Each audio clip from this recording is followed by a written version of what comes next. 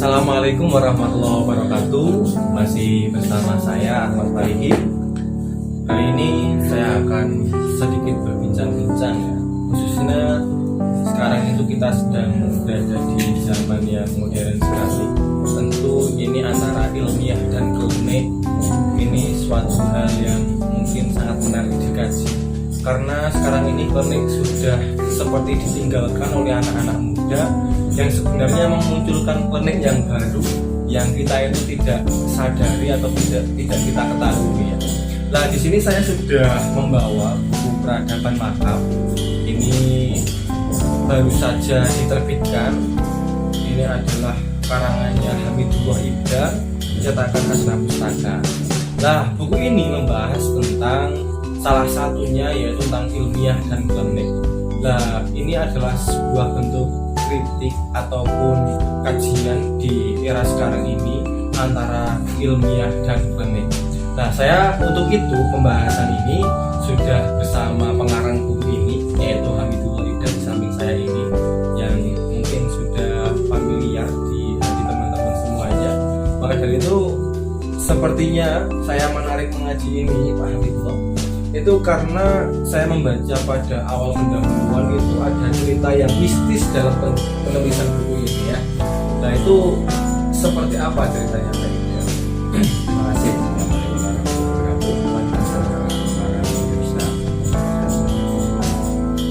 Belum menulis buku ini memang ada beberapa kejadian mistis saya menyebutnya.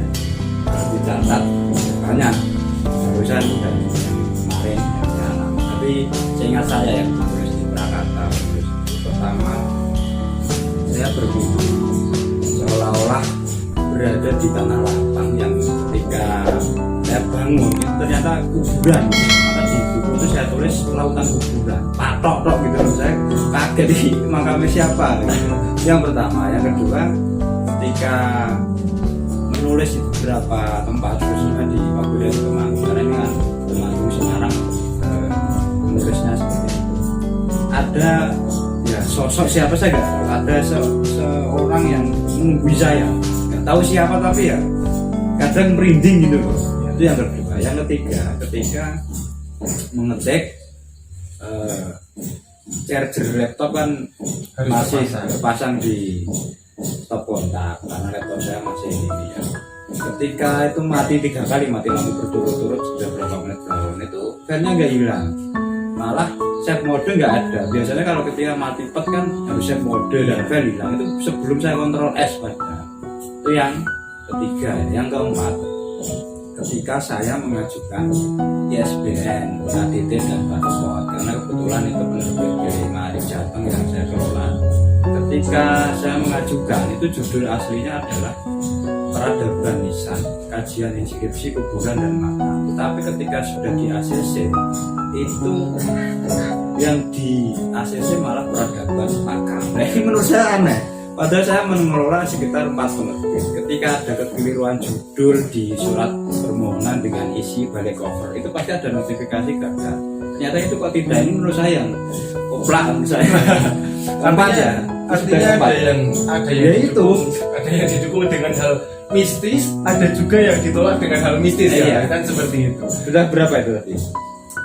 4 ya? Iya. Nah, kelima, ketika meminta prakata kepada Gus Yudhoyono Ridwan, salah satu pengurus ya, beliau sekretaris PBNU Jawa Tengah. Itu saya dijanjini, saya Mas nanti tak ajak ke Gus Muafik kalau nanti ajak ke Gus Muafik untuk minta prakata jangan saya. Selain berapa hari, Gus Muafik kena kasus waktu itu loh, menghina Nabi Nabi Seleo, beliaunya ya mungkin salah ucap atau gimana waktu video itu. Sejak saat itu ya sudah saya mogok gak melanjutkan. Per November, Desember sampai kemarin Februari pertengahan baru saya lanjutkan karena ada motivasi sendiri untuk merampungkannya. Nah, yang terakhir sebelum cetak, karena ini nyatanya di Jogja, saya waktu pulang kan biasanya melewati ini ya, Kaloran dan Pemitir Kabupaten Semarang ya. Ketika mikir buku ini saya tuh nabrak asu. Ini yang belum saya tulis di sini. Artinya rentetan kejadian ini menurut saya anomali di luar kewajaran yang ya gimana ya, susah untuk diceritakan meskipun sebagian sudah saya membocorkan ya antara dimensi imanensi dan memang ini bukan wilayah fisik tapi memang metafisik. Kira-kira itu beberapa cerita mistis yang perlu diketahui atau minimal untuk candaan, tapi memang benar itu memang kejadiannya seperti itu. Ya, artinya buku ini sangat menarik ya. Artinya dalam penulisan buku ini itu banyak kejadian yang aneh yang dialami. Tentu isinya ini patut untuk kita kaji ya, tentu. Nah, di sini teman-teman sahabat semuanya, itu kita tahu di era milenial saat ini, era kita saat ini itu anak-anak muda atau anak-anak zaman now sekarang itu sudah agak tidak percaya dengan yang namanya metafisik ya. Artinya cerita-cerita seperti tadi itu dianggap sebagai cerita yang biasa ataupun cerita yang legenda aja. Nah, itu anggapan-anggapan anak muda zaman sekarang ya. Nah, artinya di bab 1 ini saya membaca ini tentang ilmiah dan klinik. Nah, ini kan tentu antara ilmiah dan klinik itu kan menurut saya suatu hal yang kontradiksi ya. Artinya ilmiah itu fisik sedangkan klinik itu kan metafisik seperti itu. Nah, menurut Pak Ibda seperti apa itu dalam kajian penulisan ini? Ya, memang agak susah untuk bahasa filsafatnya itu mendekonstruksi sebuah pemikiran di mana kita sekarang itu pada ilmiah, di mana ilmiah itu harus bisa dianalisis, didata, ditelaah dengan kajian empirik. Tetapi tidak menutup kemungkinan bahwa segala sesuatu itu intinya itu pada hal yang metafisik atau hal yang memang dalam tanda kutip klinik. Nah, klinik sendiri ini di buku saya tulis mengalami ini pengkhianatan makna karena di KBBI sendiri menilai klinik ini usaha sesuatu yang dilakukan dengan hal yang tidak wajar atau masuk akal. Ini sebenarnya ngawur gitu ya.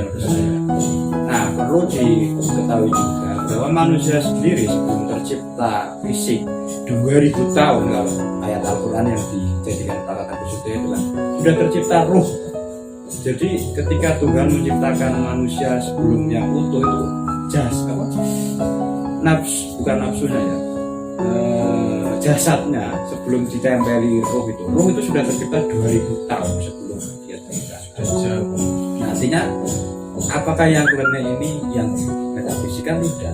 Klinik ini sebenarnya teknologi orang Jawa dalam mengomparasi antara hal yang metafisik dengan yang fisik. Contohnya apa? Klinik itu katakanlah disebut sebagai perkebunan santet. Memang praktik orang Jawa kan tidak bisa lepas dari mistis yang kita pahami. Cuman masalahnya ilmiah hadir dunia barat. Maka saya di situ tegas mengatakan semakin orang itu ilmiah semakin klinik. Di dunia perkembangan ilmu pengetahuan kita kan ada IPTEX ya, ilmu pengetahuan teknologi dan seni ya. Pengetahuan teknologi seni itu nanti puncaknya pada sesuatu yang metafisik, sinyal, infrared, bluetooth, apalagi data, kuota, itu semuanya metafisik. Itu klinik menurut saya. Kenapa? Internet itu klinik. Internet ditemukan tahun 60, sedangkan klinik peradabannya lebih tua dari itu. Dan ini memang Barat mengakuisisi, memonopoli kebenaran bahwa yang paling ilmiah logis itu yang produk mereka, sedangkan peradaban orang Jawa yang klinik sampai nanti pada hitungan Jawa dan sebagainya dianggap sebagai hal yang jadul, primitif, tidak ilmiah karena ukurannya orang Barat berbeda dong dengan kita. Maka peradaban Jawa itu sudah dilambangkan yang ada hanya Yunani kuno, Arab kuno, dan Cina kuno. Lalu Nusantara khususnya Jawa kuno di mana memang sengaja disembunyikan. Semakin orang klinik itu ilmiah karena pada puncaknya fisik itu digerakkan oleh metafisik. Anda, kita, saya lah, ketika tidak punya jasad pasti tidak bisa bergerak. Ya artinya antara fisik dengan metafisik itu saling ini sinergi dan jangan dimaknai, perlu diluruskan bahwa klinik bukan bagian dari hal yang negatif. Justru ini hanya alat saja, mau fisik mau metafisik, tinggal kita memiliki password karena benda di dunia ini kan rata-rata 3 ya, cair, padat, gas. Nah, kelemahan kelebihan klinik dengan ilmiah itu menurut saya lebih bagus klinik. Klinik itu nggak bisa dihack. Internet, website bisa dihack, produk teknologi. Siapa yang bisa ngehack klinik? Tidak ada. Belum pernah saya menemukan pakar hacker klinik, tidak ada. Ini kalau klinik dimaknai sebagai santet ataupun penemuan dan lain sebagainya. Itu artinya ilmiah dan klinik ini sedarah ya. Di situ saya sedarah yang memang dibedakan ataupun disamakan, cuman dimensinya itu berbeda. Orang Jawa memiliki teknologi batin yang begitu kuat dengan berbagai ritualnya, sedangkan orang Barat ingin mengilmiahkan itu lewat produk teknologi. Tetapi produk teknologi ini rata-rata memiliki cacat bawaan seperti hacker, narkoba, hoax, fake, cyberbullying. Karena kejahatan hari ini kan disebar lewat internet. Sedangkan orang Jawa menggunakan teknologi santet tenung itu kan hanya bagian dari untuk mengkomparasi kepentingan saat itu. Tetapi hari ini itu bisa dimanfaatkan untuk suwo, untuk terapi, katarsis dan sebagainya, termasuk hipnotis yang sekarang disalahgunakan. Jadi ini panjang kalau ngomong ini ya. Cuman kita harus memahami bahwa sumber klenik atau ilmiah itu sama. Artinya mengkomparasi antara Tuhan, manusia dengan alam itu sendiri. Karena mau nggak mau, selama dia hidup di Jawa, di Indonesia, pasti tidak bisa lepas dari yang namanya klenik. Dan semakin klenik, orang itu semakin ilmiah. Ketika semakin ilmiah, teks puncaknya dia akan melihat sesuatu yang tidak tampak. Sinyal pulsa, apa bisa melihat sinyal pulsa? Bisa. Itu klenik menurut saya. Kenapa kalau produk Barat disebut teknologi, kalau orang Jawa disebut klenik? Ini kan monopoli kebenaran namanya. Ya bisa seperti itu. Ya benar Pak Ibda. Tapi sini saya menarik sekali untuk mengaji Pak Ibda tadi, khususnya di bagian ini Pak Ibda. Artinya bahwasanya teknologi barat itu disebut klenik dan bisa dihack. Kemudian kalau yang Jawa itu tidak ada yang hack seperti santet, tidak ada yang hack begitu. Tapi nyatanya banyak orang yang datang ke para yai, ke para orang-orang pintar itu juga untuk dalam rangka menghack hak klenik ini. Nah, sebenarnya ini semakin membuka rahasia ya, artinya selama ini orang kayaknya profesor, doktor, pejabat yang kayaknya modern. Iya. Tapi di balik mereka yang bersinar itu ada aura hitam yang mereka cari. Saya yakin setiap presiden itu punya dukun, punya kiai atau penasihat spiritual bahasanya. Cuman itu melindungi mereka dari serangan-serangan itu sebenarnya. Kalau soal hack itu bukan, cuman adu kalau konek itu atau santet ya, santet itu sebenarnya adu kekuatan, mau lewat apa ya bahasanya, manifestasinya mau lewat jin, mau malaikat, mau dukun, untuk kiai semuanya sama. Karena orang Jawa itu ya memang sisi ya, dua sisi, hitam dan putih, sama seperti konek dan dunia. Artinya apa? Dengan gemerlapnya dunia seperti ini, ketika kita melihat orang yang kayaknya intelektual, kayaknya modern, semuanya serba digital, ketika mereka naik ke panggung kepemimpinan, rata-rata mereka memakai dukun, pakai santet, guna-guna atau apa istilahnya ya. Artinya apa? Secara lisan mereka tidak mengakui saya percaya mistik, tapi di hati mereka, di belakang mereka itu menyembunyikan bau busuk yang aslinya menyembah klenik gitu loh. Ini kan sama aja dokter menurut saya kan. Kenapa nggak diakui saja? Saya klenik gitu aja lah, kelamaan kan. Sok berlagak ilmiah tapi sebenarnya klenik gitu. Ya klenik ya. Ya itu, tapi sini Pak Yuda, artinya kan ini bisa menjadi salah kaprah kalau masyarakat tidak tahu tentang ini ya.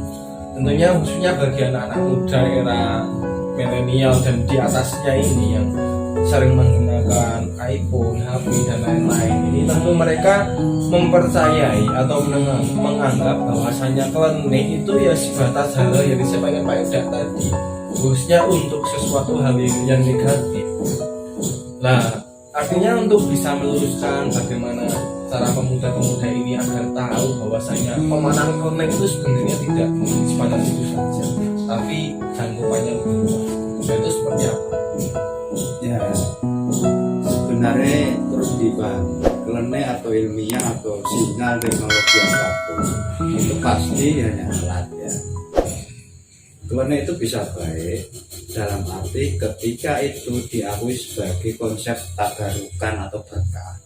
Artinya kita ke kuburan itu bukan dalam rangka menyembah orang mati, tapi wasilah kan, tadarukan kiai, tadarukan ulama, para wali, para awliya, syuhada sampai nabi dan sebagainya.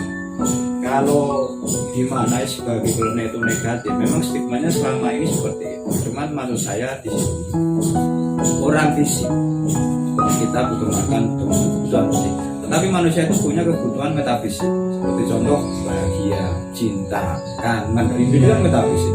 Maka arahnya itu untuk mencapai hal itu kita harus sesuatu yang metafisik juga. Artinya pemenuhan kebutuhan fisik kadang memang harus dengan fisik, tetapi tidak menutup kemungkinan kebutuhan fisik itu dipenuhi dengan hal yang metafisik. Nah, maka jalannya mungkin yang menurut saya harus diluruskan. Kalau misalnya ingin mendapat rezeki banyak, ya jangan kedukun atau ngememek kalau orang pati istilahnya, atau pesugihan. Ya datanglah ke kiai minta ijazah wirid atau apa untuk dekat dengan Tuhan agar rezekinya lancar. Dan kayak gitu jelas. Artinya lantarannya itu lewat hal metafisik tapi benar gitu loh. Karena tadi saya ngomong yang hitam tetap jalan, yang putih tetap jalan. Karena apa? Dua-duanya ini sama-sama pas kok. Mau yang jalan hitam atau jalan putih kan istilah kita gitu ya. Kalau Bismafik mengatakan mau pengen hajat punya rezeki banyak, ke kiai yang manjur, ke dukun yang manjur, sama-sama cahaya. Cuman yang satu cahaya lampu, yang satu cahaya api yang lama-lama akan membakar. Arahnya ke situ karena ini hanya alat bukan musuh kan. Karena hanya bagian dari dinamika kehidupan.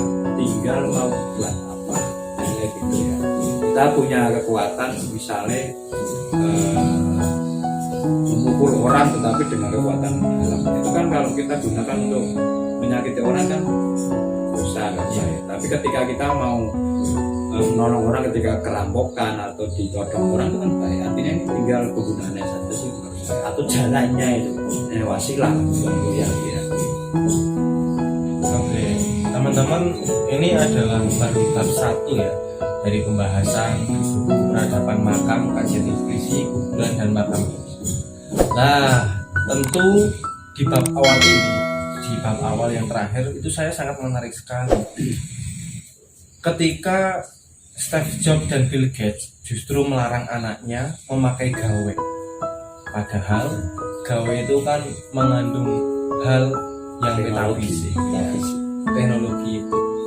Nah, ini tentu menarik sekali. Kenapa Bill Gates, Steve Jobs kok tidak boleh menggunakan hal-hal yang seperti itu? Artinya kan justru Bill Gates ataupun Stephen Jobs itu kan itu kan mengingkari ciptaannya sendiri atau mengingkari dunianya. Ya, mengingkari sebagai penemu, sebagai pakar yang atau orang yang modern kan? Iya.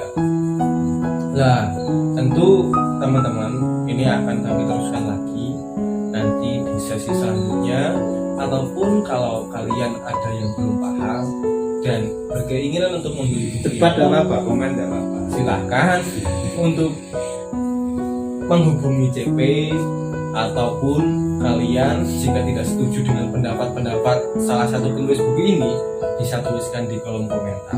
Oke, sekian dari saya dan Mbak Ibda, kami mohon undur diri. Wassalamualaikum warahmatullahi wabarakatuh.